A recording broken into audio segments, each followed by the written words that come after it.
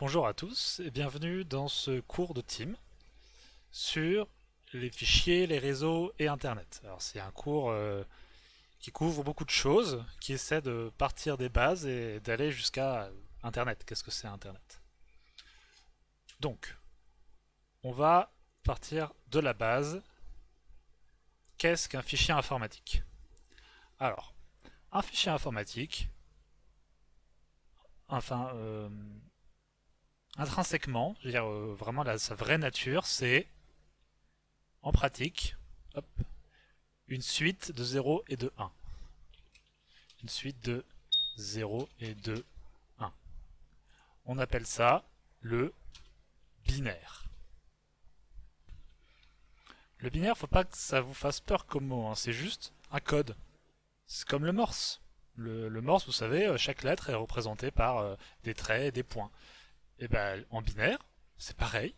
Toutes les lettres sont représentées par des 0 et des 1. Vous avez des lettres minuscules qui, par exemple, le A minuscule est représenté par 0, 1, 1, 0, 0, 0, 0, 1. Et la lettre majuscule, quasiment la même chose, sauf que le troisième caractère, à la place d'un, c'est un 0. Et vous voyez que les chiffres aussi peuvent être représentés en binaire.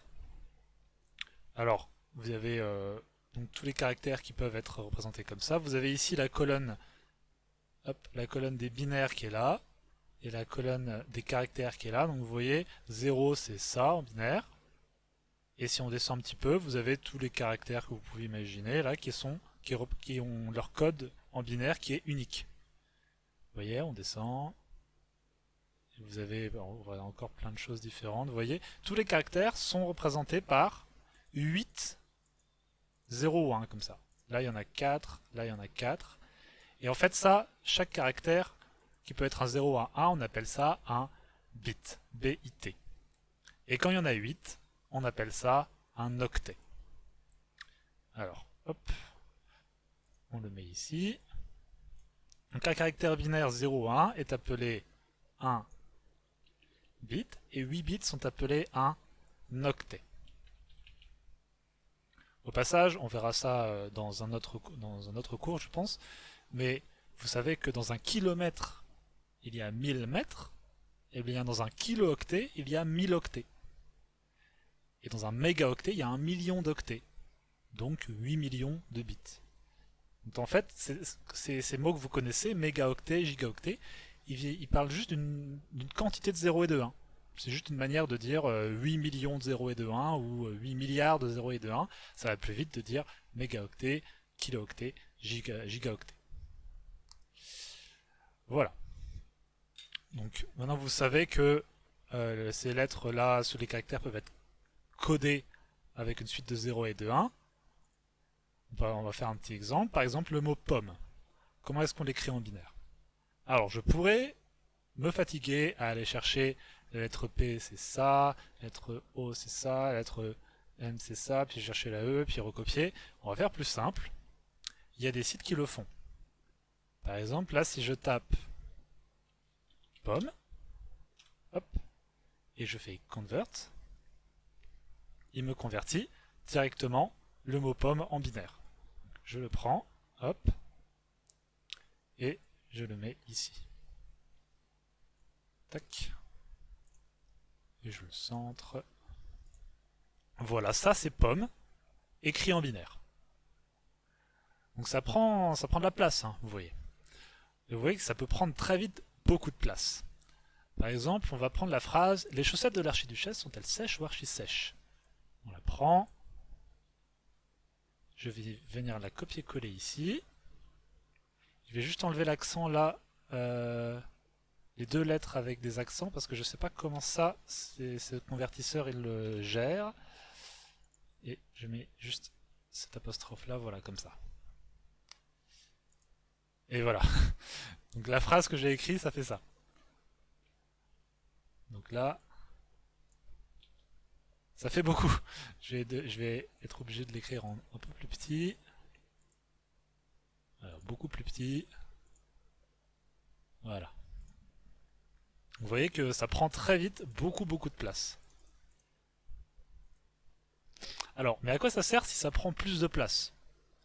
C'est pas très intelligent si on essaie de stocker des choses sur un ordinateur et on est en train d'utiliser un langage qui fait que dès qu'on veut écrire une phrase, ça prend 4 lignes. En fait, ça permet à l'ordinateur d'écrire et de lire dans l'information plus facilement. Si vous voulez écrire le mot pomme en toutes lettres, vous avez besoin de quoi former des lettres. Vous avez besoin d'un papier, d'un crayon, ou alors d'un bâton et du sable. Et par contre, si vous voulez l'écrire en binaire, vous aurez besoin de presque rien. Juste quelque chose qui peut représenter soit 1, soit 0. Par exemple, regardez, on va écrire pomme avec des pommes. Alors, restez avec moi, hein. Vous allez comprendre assez vite. Imaginons qu'une pomme verte vale 1 et qu'une pomme rouge vaille 0. Val, oula. Donc val, n'est-ce pas? Et pourquoi ENT ici? Oula, il y a des petits problèmes d'orthographe. Mais non, c'est bien vaille. Désolé. Ça, une pomme verte vaille 1. Une pomme rouge vaille. Vous savez quoi, on va mettre vaut. Une pomme verte vaut 1 et une pomme rouge. Et une pomme rouge vaut 1. Et vaut 0. Et du coup, je vais enlever le QU apostrophe pour éviter de devoir utiliser le subjonctif, parce que visiblement je galère avec le subjonctif. Donc on va rester au présent normal. Une pomme verte vaut 1 et une pomme rouge vaut 0. Voilà. Et ouais, même les profs peuvent avoir des paniques de conjugaison de temps en temps. Alors, on a mis en forme notre code ici. Si on met une pomme verte, ça fait 1. Si on met une pomme rouge, ça fait 0. Donc on va écrire le mot pomme en binaire. Pour ça, on va aller récupérer ça. On va le coller là. Et en dessous, on va traduire ça. Alors ici, 0, 1, 1, 1. Donc 0, c'est... Tiens, pour qu'elle est à l'envers, elle. Hop. Voilà. Donc 0, c'est la pomme rouge. Ensuite, 1, c'est la pomme verte.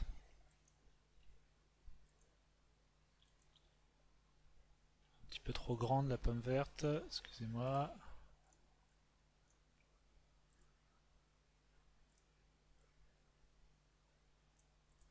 Voilà. Donc, on doit mettre 3, 1 maintenant. Hop, on revient à 0, mais 4, 0. Vous voyez, je suis en train de lire ça et de remplacer le 0 par une pomme rouge, le 1 par une pomme verte, 1 par une pomme verte, etc. Bon, je vais faire une petite ellipse. Hop, la magie des ellipses. Vous vous souvenez ce que c'est une ellipse? C'est quand dans une histoire, dans un film, quelque part, il y a un moment donné où il y a du temps qui passe et on ne nous raconte pas ce qui s'est passé dedans. Donc voilà, là par exemple, j'ai fait une modification, j'ai coupé l'enregistrement, c'est une ellipse. J'ai traduit donc le mot pomme en binaire. Donc, je vais juste supprimer ça. Voilà, j'ai écrit pomme avec des pommes. Donc on a écrit pomme avec des pommes grâce au binaire, on aurait pu tout aussi bien écrire noix de coco ou morbihan. C'est vraiment, vous vous rendez compte qu'avec juste 2 couleurs de pommes, on peut écrire n'importe quoi en fait. Ça va nous prendre de la place, mais on peut écrire n'importe quoi. Tous les romans qui n'ont jamais été écrits dans le monde, on peut les réécrire en alignant des pommes. Si on a suffisamment de pommes et de place et de temps, on peut le faire. Alors, pourquoi est-ce on utilise ça? Puisque on va revenir maintenant à ce que c'est qu'un fichier informatique. Donc, un fichier informatique, il est stocké sur un disque dur. Alors, un disque dur, c'est une surface sur laquelle on a inscrit les 0 et les 1. Bien sûr, ils ne sont pas gravés de manière microscopique, il n'y a pas une aiguille qui vient vers 0 et une aiguille qui va vers 1, comme ça, sur le disque. Non, c'est à la fois plus simple et plus compliqué que ça. Alors pour ça, on va aller voir des petites vidéos. Hop, voilà la conjugaison de tout à l'heure. Tac. Alors, voilà un disque dur. Alors un disque dur, c'est plusieurs disques empilés avec des têtes de lecture, comme ça. Les têtes de lecture, c'est des choses qui vont venir se promener sur le disque. Alors voilà, j'ai une autre vidéo où on voit un disque qui marche. Donc, alors attendez, on voit peut-être quand il se met à tourner, on doit pouvoir l'entendre. Je sais pas si vous entendez le son de mon PC, bougez pas. Normalement oui. Alors, et là il est déjà, là ils vont le mettre en rotation. Vous allez voir, entendre. Vous voyez? Et là on entend le disque qui tourne et on va voir le bras qui se déplace. Vous avez vu? Là ils vont ralentir, là ils vont remontrer le bras qui bouge. Vous voyez? Il a fait plein d'allers-retours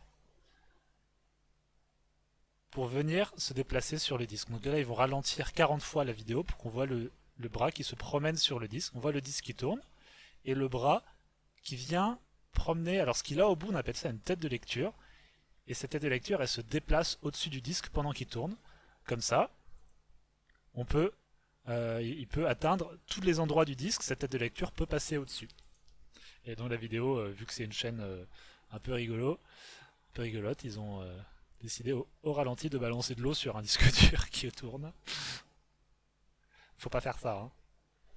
C'est peu recommandé. Mais bon, je pense que le disque dur était cassé. Et le pauvre à la tête de lecture qui continue à tourner. Voilà.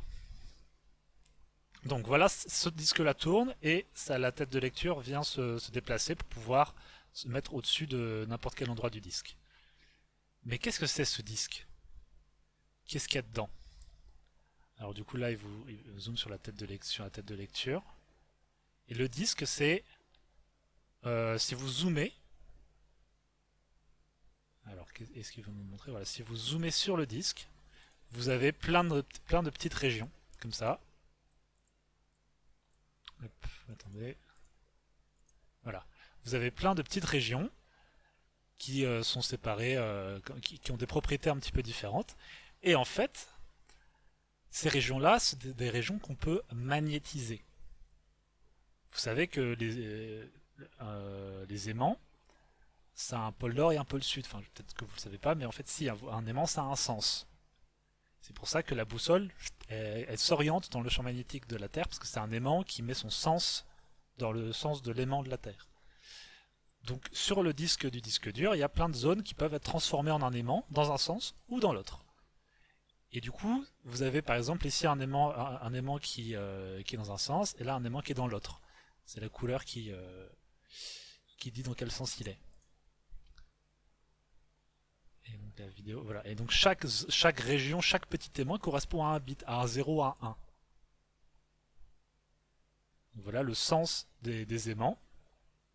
Donc c'est des petites régions qui sont en fait des aimants dont on peut changer le sens. Et la tête là c'est la tête d'écriture. Voilà ce qu'elle fait.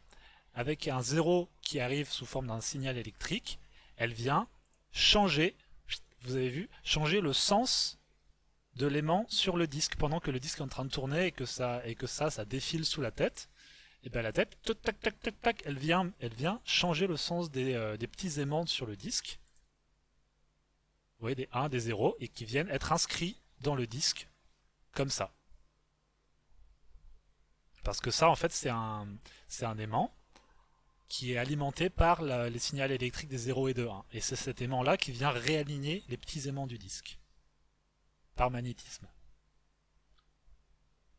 Et ça, c'est la tête de lecture. C'est que si vous avez fini d'écrire et que vous voulez aller lire quelque chose que vous avez écrit, et ben cet aimant-là, il passe au-dessus. Et par exemple, comme l'écran et comme l'aimant dans ce sens-là est vers la gauche, ça lit un 0. Tac. 0, 0, 1, 1. Alors, oula, là, ils auraient dû synchroniser. Mais non, normalement, quand c'est bleu, ça lit un 1. Et quand c'est 0, et quand c'est rouge, ça lit un 0. Vous voyez? C'est ça un disque dur en fait. C'est que c'est un disque comme ça. Quand on zoome dessus, on voit qu'il y a des régions. C'est vraiment quand on zoome beaucoup, hein, c'est microscopique. C'est des zones du disque qui peuvent être aimantées dans un sens ou dans l'autre. Et la tête qu'on a vu tourner ici, quand elle va tourner au-dessus du disque. Si par exemple on est en train d'écrire un fichier quand le disque tourne et que la tête se promène, ça veut dire que au bout là il y a un aimant qui est en train d'aimanter des bouts du disque. Et par contre si elle est en train de lire, eh ben, la tête se promène au-dessus, elle vient regarder quelle est l'aimantation à cet endroit-là. C'est comme ça que un disque dur enregistre des 0 et des 1 avec des petits aimants. Alors, hop, on revient. Donc, ils ne sont pas gravés de manière microscopique, il n'y a pas marqué 0 et 1 sur les disques durs, mais ils sont représentés sous la forme de zones magnétisées dans un sens ou dans l'autre. Hop.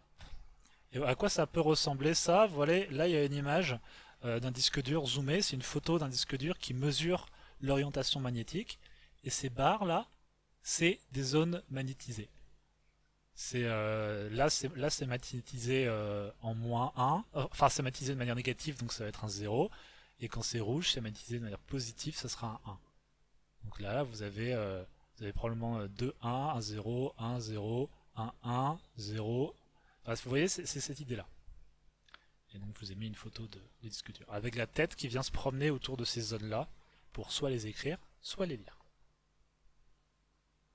Alors, une fois que le disque, par exemple, vous avez un fichier qui est sur votre disque dur et vous voulez le lire. Vous avez par exemple enregistré une photo de vous, elle est magnifique, elle est sur le disque dur et vous voulez l'afficher à l'écran.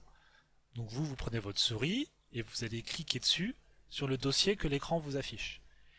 Alors qu'est-ce qui se passe au niveau du disque? Eh bien, la tête de lecture va se placer à l'endroit où votre fichier est enregistré sur le disque. Elle recense ces zones de magnétisation et elle transforme ça en 0 et en 1. Donc ces 0 et ces 1 sont transmises au processeur. Et le processeur, il a des 0 et des 1, et il arrive à traduire ça en image. Lui, il voit arriver des millions de 0 et de 1, parce qu'une image ça fait des mégaoctets. Donc il voit arriver des millions de 0 et de 1, et il arrive à convertir ça en image grâce à des instructions qu'on lui a appris, et ces instructions-là, c'est ça qu'on appelle le système d'exploitation. Un système d'exploitation, c'est un logiciel qui est installé sur l'ordinateur qui lui explique comment marcher. Ce qui lui explique, bah écoute, quand tu vois un 0, un 1, 0, 0, ça veut dire que c'est la lettre A. Quand tu vois ces 0 et ces 1 là dans cet ordre, ça veut dire que c'est un pixel rouge. Donc c'est le système d'exploitation qui apprend à l'ordinateur à lire le binaire. Et donc en cette image, une fois qu'elle a été traduite depuis le binaire, elle est envoyée vers l'écran. Hop là. Vers l'écran qui affiche l'image ou le document qui correspond à l'écran. Donc pour voir à quoi ça ressemble au niveau du... Voilà l'ordinateur qui est ici. Vous avez... du coup je vais prendre une petite flèche si j'ai le droit, voilà. Je vais la refaire rouge, un peu plus épaisse. Voilà, c'est pas mal. Avec plus d'une flèche plus grande. Tac. Voilà. Donc vous avez le disque dur qui est ici, qui transmet l'information à la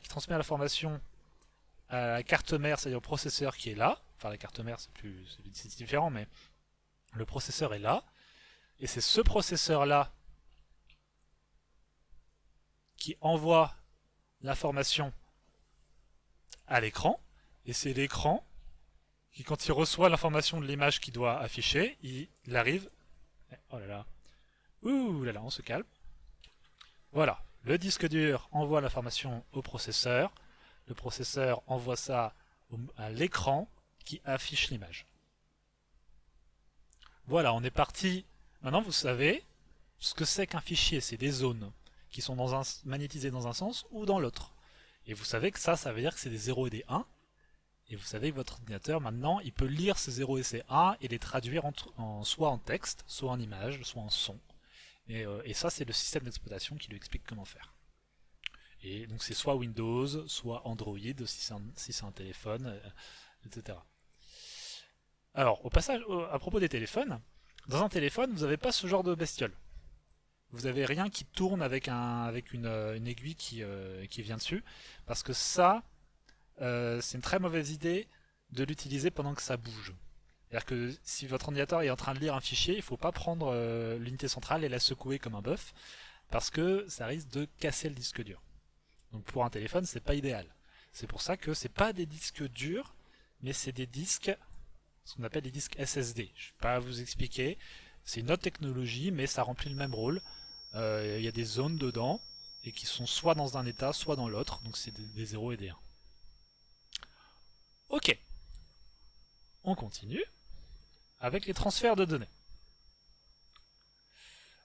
Lorsque deux ordinateurs, donc PC, des téléphones, des serveurs, etc., communiquent, ils le font en se transmettant une séquence de 0 et de 1. Vous l'aviez probablement vu venir. En fait, c'est quoi l'équivalent de ça? C'est l'équivalent de deux personnes qui sont séparées par un mur et qui ne peuvent pas se parler, mais elles peuvent se passer des pommes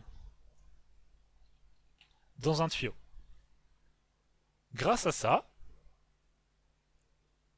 les personnes peuvent se raconter des choses en alternant 0 et 1. C'est-à-dire elles peuvent alterner pommes vertes et pommes rouges, et elles peuvent se raconter leur vie comme ça. Ça prendra du temps, mais elles peuvent le faire. Et bien les ordinateurs, c'est pareil. Ils se racontent des choses, c'est-à-dire qu'ils se transfèrent des fichiers entre eux en alternant des 0 et des 1, qui sont représentés autrement. Alors, par exemple, si cela se fait à travers un câble, par exemple, un câble USB ou Ethernet, l'information elle est transmise par signal électrique. En gros, pour faire 1, l'ordinateur envoie de l'électricité dans le câble. Donc vous voyez, là par exemple c'est le temps. Et là c'est le voltage, c'est la tension qui est mise dans le fil. Vous voyez que d'abord on n'a pas de tension, on a 0 volts, donc ça fait un 0. Un petit peu plus tard, paf, ça passe à 5 volts, on est à 1. Après, un peu plus tard, ça redescend à 0, 0, 1, 0, 1, 1. Tout ça, c'est la quantité d'électricité que l'ordinateur met dans le câble, ou pas, selon le moment. Et donc pour faire 0, bien sûr, il coupe l'électricité. Donc en fait, l'ordinateur à l'autre bout du câble, bah, il est comme la personne qui reçoit les pommes, il attend. Il attend, il compte quand est-ce qu'il y a l'électricité et quand est-ce qu'il n'y en a pas, et puis il note 0, 0, 1, 1, 0, 0, selon ce qu'il voit dans le câble. Et c'est comme ça qu'on peut transférer un fichier. Donc si c'est un câble comme ça, c'est comme ça que ça marche, c'est de l'électricité. Si la connexion se fait par fibre optique, alors c'est plus de l'électricité, c'est ce qu'on appelle des impulsions lumineuses. Parce que, en fait, une fibre optique, c'est un tuyau. Hop, je vais essayer de zoomer un petit peu. Une fibre optique, c'est un tuyau qui est recouvert de miroirs à l'intérieur. Donc, quand vous avez un rayon laser qui rentre dans la fibre optique, en fait, elle rebondit, tac, tac, tac, tac, tac, et elle ressort de l'autre côté. Une fibre optique, ça permet quand il y a de la lumière qui rentre, eh ben, elle ressort, même si votre fibre optique elle fait des trajectoires cheloues. Et donc, ça veut dire que si à un moment donné vous mettez de la lumière, et puis que vous la coupez, que vous la laissez couper, que vous remettez de la lumière et que vous recoupez, vous voyez que vous pouvez faire transmettre des 0 et des 1. Parce qu'il suffit que la personne de l'autre côté de la fibre, elle regarde et puis elle note, ah, de lumière, un 1, pas de lumière, 0, toujours pas de lumière, un autre 0, ah, encore un 1, donc c'est encore la lumière, donc c'est 1. C'est comme ça que ça marche. L'information est transmise en alternant, comme ça, 0 et 1. Donc on va s'arrêter là pour l'instant. Donc voilà, j'espère que c'était suffisamment clair. On peut faire un petit récapitulatif. Les ordinateurs parlent en binaire, c'est-à-dire qu'ils écrivent tout avec une suite de 0 et de 1. Et avec ça, en fait, on peut écrire tout ce qu'on veut, même si des fois ça prend un peu de place. Ils le font parce que c'est facile pour eux. Et comme ça, ils n'ont pas à trouver une manière d'écrire la lettre A sur un disque dur. Ils ont juste à trouver une manière de faire soit dans un sens, soit dans l'autre. Ça traduit les 0 et les 1. Et c'est comme ça que ça marche, les disques durs. Et donc les disques durs, c'est la mémoire de l'ordinateur.